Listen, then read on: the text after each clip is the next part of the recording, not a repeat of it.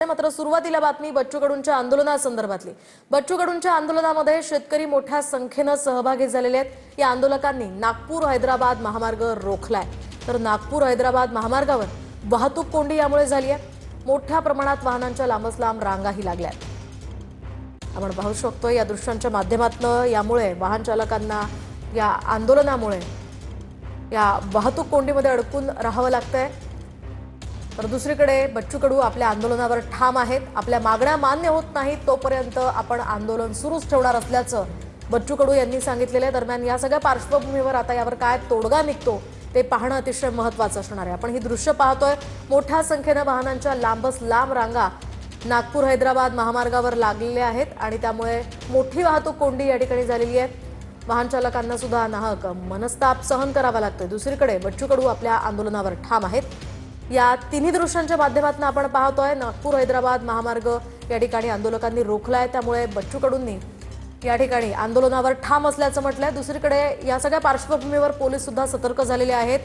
पोलिसांनी ठिकठिकाणी बंदोबस्त तैनात केलेला आहे। रेल्वे ट्रॅकवर अनेक आंदोलक उतरले होते, त्यामुळे पोलिसांनी त्यांना समजावत तिथून हटवलंय। तर दुसरीकडे मुख्यमंत्र्यांच्या रामगिरी बंगल्यासमोरच्या सुरक्षेत सुद्धा वाढ करण्यात आलेली होती। खरं तर आंदोलकांनी मुख्यमंत्र्यांच्या बंगल्याबाहेर धडकण्याचा इशारा दिला होता, त्यानुसार आता रामगिरी बंगल्याबाहेर पोलिसांच्या सुरक्षेत वाढ करण्यात आली आहे। दरम्यान आपण अधिकची माहिती जाणून घेऊयात आमचे प्रतिनिधी विवेक गावंडे यांच्याकडून। विवेक, काय सांगाल, मुख्यमंत्र्यांच्या रामगिरी बंगल्याबाहेर आता सुरक्षेत वाढ करण्यात आल्याची माहिती मिळते, काय अपडेट्स?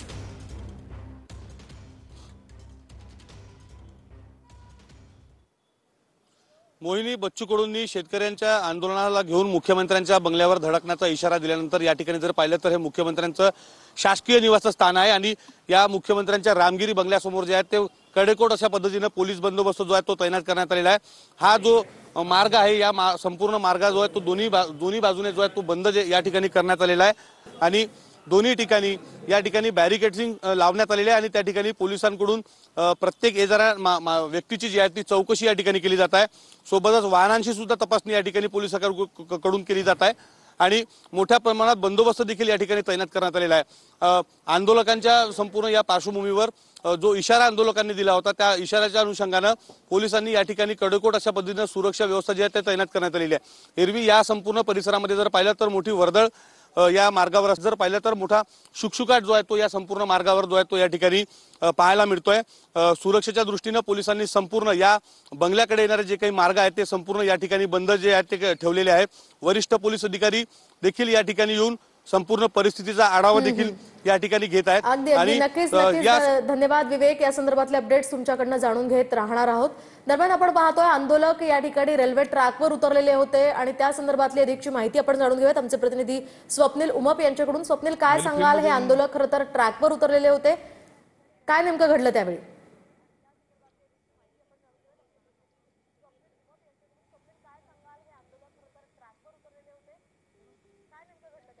नक्कीच बच्चू कडूंनी इशारा दिलेला होता की साधारणतः 12 वाजता जे आहे ते आपल्याला रेल्वे ट्रॅकवर रेल्वे आंदोलन करायचं असं सांगितलं होतं। दुसरीकडे बच्चू कडूंची सरकार सोबत बोलणी सुरू होती, त्यामुळे बच्चू कडू किंवा मोठ्या प्रमाणावर कार्यकर्ते या रेल्वे ट्रॅकवर आले नसले तरी काही कार्यकर्ते जर आपण पाहिलं, शेतकरी पाहिलं तर गणिमी कावा करत या जामठा जे स्टेडियम आहे नागपुरातलं जामठा स्टेडियमच्या बाजूच्या ट्रॅकवर या ठिकाणी चढलेले होते। त्यामुळे काही वेळ जे आहे ते मोठ्या प्रमाणावर गोंधळ निर्माण झालेला होता।